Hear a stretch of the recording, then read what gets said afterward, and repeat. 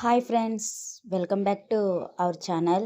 ఈరోజు ఎపిసోడ్లోకి వెళ్ళిపోదాం ఫ్రెండ్స్. దానికి ముందు నన్ను కొత్తగా చదివేవాళ్ళు నా స్టోరీస్ని కొంచెం ఫాలో చేసి సబ్స్క్రైబ్ చేసుకోండి ఫ్రెండ్స్. డైలీ అడుగుతున్నాను అనుకోకపోతే చిన్న సబ్స్క్రైబ్ చేసుకుని ఎంకరేజ్మెంట్ ఉంటేనే కదా ఫ్రెండ్స్ ఇంకొంచెం నేను ఇంట్రెస్ట్గా ముందుకు వెళ్ళేది. ఇక స్టోరీలోకి వెళ్ళిపోదాం.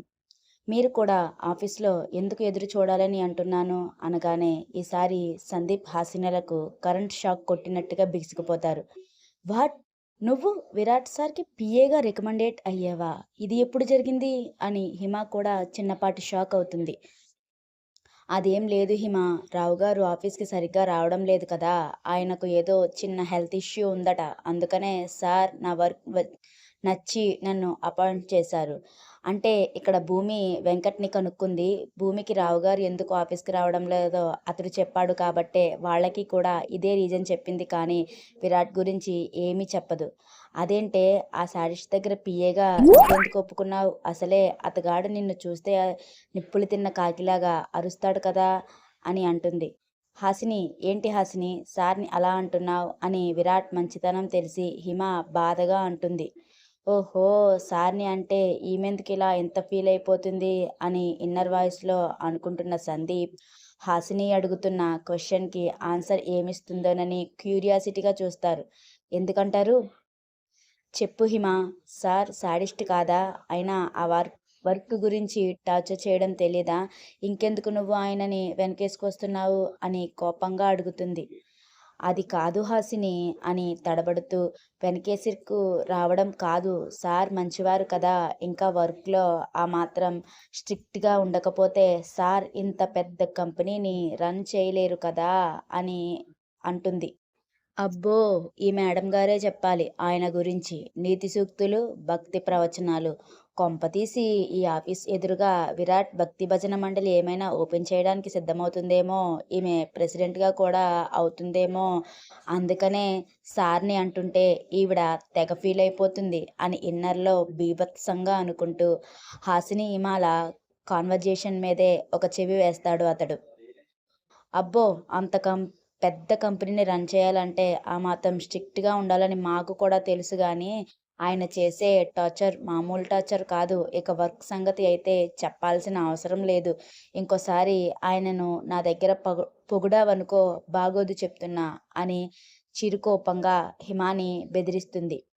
ఏ భూమి, అసలు నువ్వెందుకు ఒప్పుకున్నావే? నాకు కుదరదు, నాకున్న పోస్ట్ చాలు అని గట్టిగా చెప్పలేకపోయావా అని భూమిని నిలదీస్తుంది. అది కూడా అయింది అని అనుకుని, అంటే చెప్పానే, కాకపోతే ఒకసారి షెడ్యూల్ ప్రిపేర్ చేసి చూపించమన్నారు, నచ్చితే ఉంచుతాను, లేకపోతే వేరే ఒకరిని సజెస్ట్ చేసుకుంటాను అన్నారు. నేను కూడా పోనీలే అని ఒప్పుకోవలసి వచ్చింది. పోనీలే అని ఒప్పుకున్నావా? ఒసేయ్, నువ్వు నిజం చెప్పవే, నువ్వు అతగాడిని చూస్తేనే మండిపడిపోతావు. అలాంటిది పోనీలే అని ఒప్పుకున్నావా? నిజం చెప్పు, అసలు ఏమైనా నిన్ను బెదిరించాడా? పోనీ బ్లాక్మెయిల్ ఏమైనా చేశాడా అని డౌట్గా అడుగుతూ కళ్ళు చిన్నవి చేసి చూస్తుంది హాసిని. బాబోయ్, దీనికన్నీ వెదివి తెలివితేటలే అని తిట్టుకుంటూ, మీ ఇద్దరి కోసమే ఒప్పుకోవాల్సి వచ్చింది అని పైకి చెప్పలేక, లేదే, నేనే ఒప్పుకున్నాను అంటే రావుగారి కోసం ఒప్పుకోవాల్సి వచ్చింది. ఆయన కాకపోతే ఆ వర్క్ కోసం ఎవరినైనా తనకి అపాయింట్మెంట్ వేయమని చెప్పారట, అందుకనే రావుగారు నన్ను కన్సల్ట్ అయ్యారు అని అప్పటికప్పుడు అక్కడ లేని రావుగారి మీదకు తోసేస్తుంది మొత్తం అంతా కూడా. అవునా, ఇదెప్పుడు జరిగింది అని వినీత్ ఆశ్చర్యంగా అడుగుతాడు. ఓయబ్బో, ఇతగాడికి అవసరమేంటో అని మూతి తిప్పుకుంటూ హాసిని, ఇతనికి ఎందుకు, నేనేం చేసుకుంటే అని భూమి ఇన్నర్లో అనుకుంటారు. అంటే నిన్న కాదు, మొన్న ఈవినింగ్ రావుగారు నాకు మెయిల్ చేశారు వినీత్ గారు. అది నేను చూసుకోలేదు. నిన్న ఉదయం ఆఫీస్కి వచ్చిన తర్వాత చూసుకున్నాను. అదే డౌట్ విరాట్ సార్ని అడిగితే క్లారిఫై చేశారు. ఇక నిన్న వర్క్ ఇంకా సార్కి షెడ్యూల్ ప్రిపేర్ చేయడంలో ఇదంతా చెప్పడానికి టైం కుదరలేదు, అందుకనే ఇప్పుడు చెబుతున్నాను అంటుంది భూమి. అదంతా కాదు భూమి, అసలు నీకు ఈ వర్క్ చేయడం ఇష్టమేనా? ఈసారి సందీప్ నుండి సూటిగా వస్తుంది క్వశ్చన్. అవసరమా అంటే, ఇష్టమా అంటే చెయ్యాలి కదా సందీప్! మనకి నచ్చినట్టుగా జరగాలంటే ప్రతీదీ జరగదు. జరుగుతున్న దానికి తగ్గట్టుగా మనమే మారిపోవాలి కదా! ఎంతకాలం రావుగారు హెల్త్ ఇష్యూ నుండి బయటకు వచ్చేసారంటే ఆయన జాబ్ ఆయనకు వచ్చేస్తుంది. మళ్ళీ నేను నా జాబ్‌లో కంటిన్యూ అయిపోతాను. కొద్ది రోజులే కదా! అడ్జస్ట్ అయిపోతానులే అని వాళ్లకు సర్ది చెబుతుంది. ఎందుకు భూమి గారు అడ్జస్ట్ అవ్వడం? ఖచ్చితంగా నేను చెయ్యను అని సార్‌కి చెప్పేస్తే సారే ఆల్టర్‌నేటివ్‌గా ఇంకొకరిని చూసుకునేవారు కదా! అలా అని అడుగుతాడు సందీప్. అలా మాట్లాడతారేంటండి? అంత గట్టిగా నేను చెప్పలేను. నాకు మొహమాటం ఎక్కువ. ఇంకా పెద్దాయన నోరు తెరిచి అడిగిన తర్వాత కాదు, లేదు అని ఏం చెప్తాం? ఇక్కడితో ఈ డిస్కషన్ ఆపేయండి. ఈవినింగ్ నాకు టైం కుదిరితే మీతో పాటు వస్తాను. లేకపోతే నా గురించి ఎదురు చూడకుండా మీరు ఫ్లాట్‌కి వెళ్ళిపోండి అని సీరియస్‌గా చెప్పేసి అందరికన్నా ముందే తను వెళ్ళిపోతుంది భూమి. అదేంటి సందీప్! నేను ఏమన్నాను? నచ్చకపోతే గట్టిగా చెప్పొచ్చు కదా అన్నాను. ఆ మాత్రానికే అంత కోపం ఎందుకు భూమి గారికి? అని అడుగుతాడు.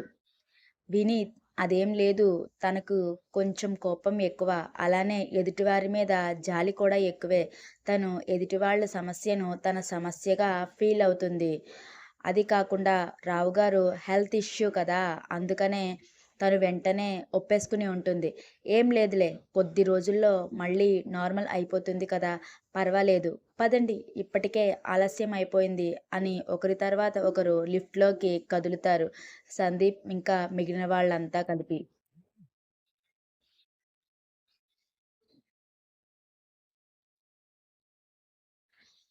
తన క్యాబిన్‌కి వచ్చేసిన భూమి వెంటనే పీసీ ఆన్ చేసి, అలానే తన మెయిల్‌కి కొత్త మెయిల్స్ ఏమైనా వచ్చాయా అని ఒక్కొక్కటిగా చూసుకుంటూ వెళ్తూ విరాట్ షెడ్యూల్ కూడా ప్రిపేర్ చేస్తూ ఉంటుంది. నిన్న మీటింగ్ ఫిక్స్ చేసిన కంపెనీ ఇంకా కొలాబరేట్ కోసం ఇద్దరి కంపెనీలు సీఈఓస్ కలిసి మాట్లాడుకుని ఒక డెసిషన్ తీసుకోవడానికి చిన్న మీటింగ్ కూడా కండక్ట్ చేయడంతో ఆ కంపెనీ కూడా ఓకే అని ఆల్రెడీ తాము బెంగళూరు కూడా వచ్చేసాము అని సరిగ్గా షార్ప్ 11కి ఆఫీస్లో ఉంటామని తిరిగి భూమికి మెయిల్ చేయడంతో అది కూడా షెడ్యూల్లో ఇంక్లూడ్ చేస్తుంది. ఇంకొక హాఫ్ అన్ అవర్‌కి విరాట్ కూడా వచ్చేశాడని షెడ్యూల్ చెప్పడానికి అన్నట్టుగా తన క్యాబిన్ నుండి విరాట్ ఛాంబర్‌కి వెళ్తూ ఎప్పటిలానే సుష్మా దృష్టిలో పడడం, సుష్మా టీనాకి ఇన్ఫార్మ్ చేయడం యాజ్ యూజువల్‌గా జరిగిపోతాయి. ఎక్స్‌క్యూజ్ మీ సార్ అని విరాట్ క్యాబిన్ డోర్ నోక్ చేసి లోపలికి వెళ్ళి తను వచ్చిన పని షెడ్యూల్ చెప్పడం కాబట్టి టకటక చదివి వినిపించేస్తుంది. లేత ఆకుపచ్చ చుడీదార్‌లో తలస్నానం చేసిందేమో వదులుగా జడను అల్లుకుని, జడలో సింగిల్ రోజ్ పెట్టుకుంది.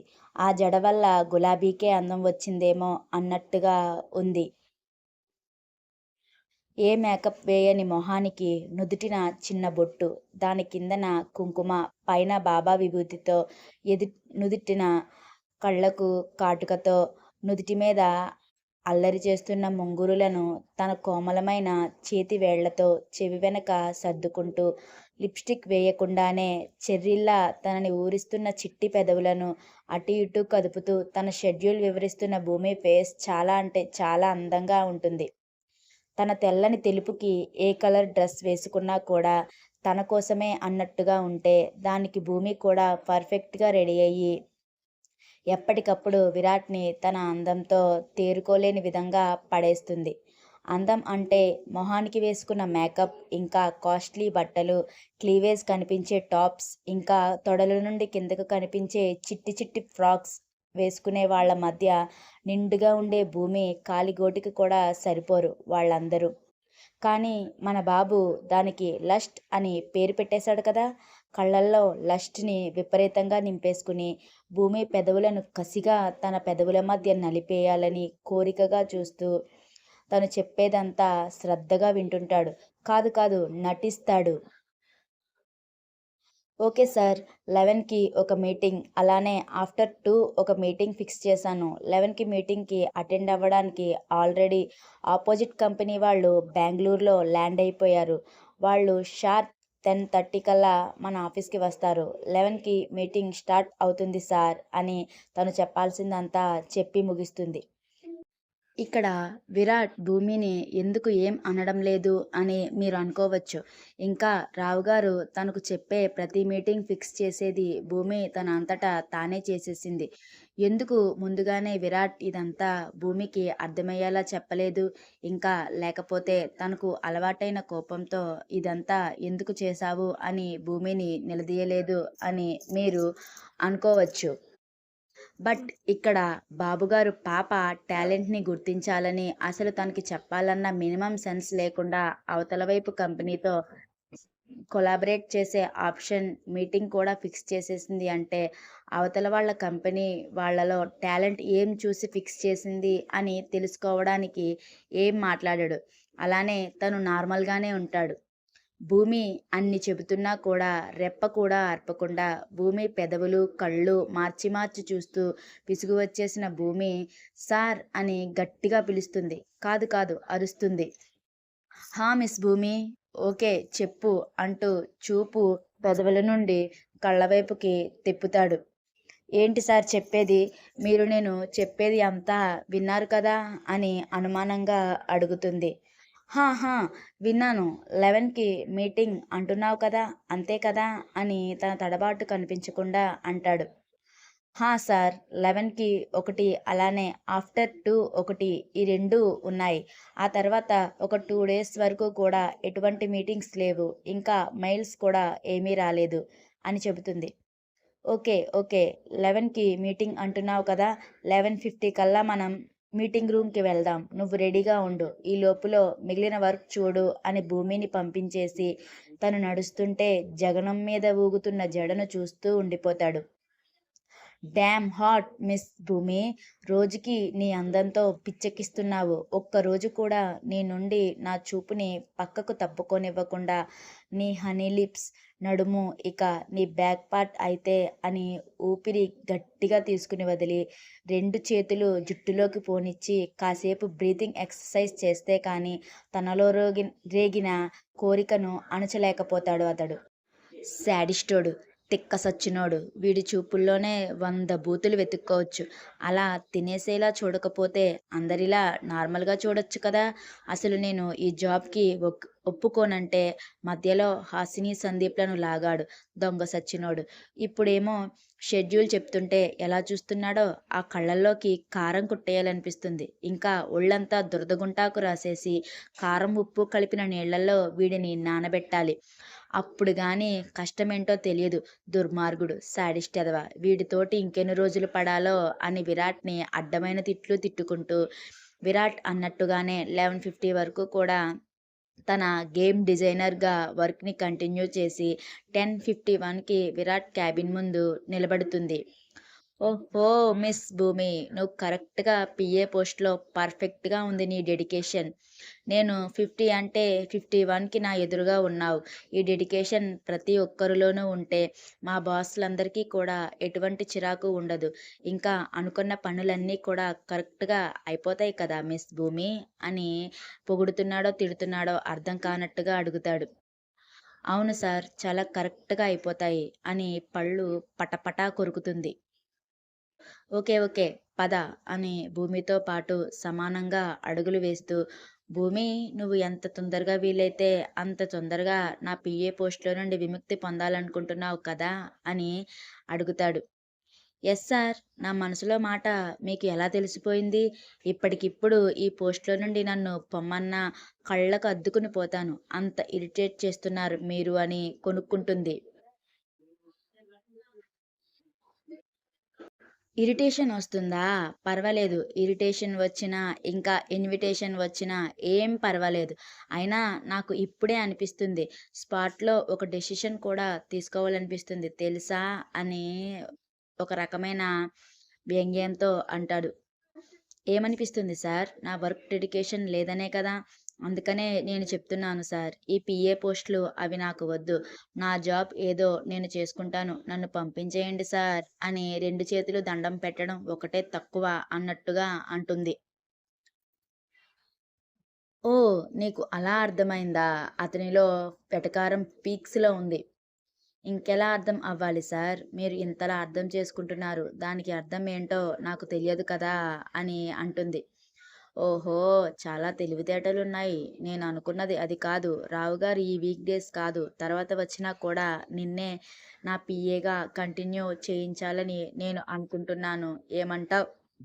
ఏమంటావ్? అంటాడు. సార్ అంత పని చేయకండి. అంతటి మహాభాగ్యం నాకొద్దు సార్. రావుగారు వచ్చే వరకు మాత్రమే నేను ఉంటాను. ఆ తర్వాత రావుగారు జాబ్ రావుగారికి ఇచ్చేయండి చాలు అంటుంది. ఓహ్! నీ వల్ల ఆయన జాబ్ రిస్క్‌లో పడుతుందని ఫీలవుతున్నావా మిస్ భూమి? నీకు అటువంటి భయాలు ఏమీ అవసరం లేదు. ఆయనకు సరిపడా జాబ్ ఆయనకు రెడీగానే ఉంటుంది. నువ్వు ఫీలవ్వాల్సిన పని కూడా లేదు అని అంటాడు. దొంగ సచ్చినోడా! నేనేమన్నా కూడా నీకు తగ్గట్టుగా మార్చేసుకుంటున్నావా? నువ్వు అలా మాట్లాడుతుంటే ఇప్పటికిప్పుడే నిన్ను ఇక్కడి నుండి కిందకి తోసేయాలనిపిస్తుందిరా! కాకపోతే మీ పేరెంట్స్ బాధపడతారని ఆలోచిస్తున్నాను. లేకపోతే నా చేతులతో నేను ఎప్పుడో చంపేసేదాన్ని అని కోపంగా విరాట్‌ని వెనకాల నుండి బండ బూతులు తిట్టుకుంటుంది. అవి తెలిసినట్టుగా తిట్టుకుంది చాల్లే గానీ, మనం మీటింగ్ రూమ్ వరకు వచ్చేసాం. మీటింగ్ లోపల నాకు సరిగ్గా అసిస్ట్ చేయలేకపోయినా, నువ్వు చేసిన షెడ్యూల్ ప్రకారం అవతల వాళ్ళు సరిగ్గా నాతో మాట్లాడకపోయినా, నా రూల్స్ అండ్ రెగ్యులేషన్ వాళ్ళతో నువ్వు సరిగ్గా చెప్పలేదు అని తెలిసినా, ఇప్పటివరకు కూల్‌గా ఉన్న విరాట్‌ని నువ్వు మర్చిపోయి, నీకు స్టార్టింగ్‌లో పరిచయమైన శాడిస్ట్ విరాట్‌తో నీకు పనిష్మెంట్ ఇప్పించాల్సి వస్తుంది అంటూ అప్పటికప్పుడు సీరియస్‌గా మారిపోయి, అంతకన్నా సీరియస్‌గా చూస్తాడు. ఆ మాటకే విరాట్ ఎంత వైల్డ్‌గా బిహేవ్ చేస్తాడో తలుచుకుని ఉలిక్కి పడుతుంది. సార్ నేను అన్నీ కూడా కరెక్ట్‌గా మెన్షన్ చేసి వాళ్ళకి మెయిల్ చేశాను సార్. కానీ అని ఆగుతుంది. కానీ గీనీలు దీనిలో ఏమీ నాకు అనవసరం. ఇక్కడ ఏదైనా చిన్న మిస్టేక్ జరిగినా నీ పని ఔట్ మిస్ భూమాత అని సర్కాస్టింగ్‌గా చెప్పి మీటింగ్ రూమ్‌లో యాటిట్యూడ్‌గా అడుగుపెడతాడు. అక్కడ ఆల్రెడీ విరాట్ కోసమే ఎదురు చూస్తున్న Rekha group of gaming companies CEO అయినటువంటి 28 ఏళ్ల సుహాస్ వర్మని చూసిన తర్వాత మన శాడిస్ట్ బాబు రియాక్షన్. ఇంతకీ సుహాస్ వర్మకి విరాట్‌కి ఇంతకు ముందే పరిచయం ఏమైనా ఉందంటారా? అది శత్రువులా? లేకపోతే మిత్రులా? తెలుసుకోవాలంటే నెక్స్ట్ ఎపిసోడ్ వరకు ఎదురు చూడాల్సిందే. వీళ్ళిద్దరి మధ్య మన భూమి ఏమైనా నలగాల్సిన పని ఉందంటారా? మన శాడిస్ట్ బాబు చేతిలో ఖచ్చితంగా తను పనిష్మెంట్ అనుభవించాల్సిందేనా? ఏమంటారు?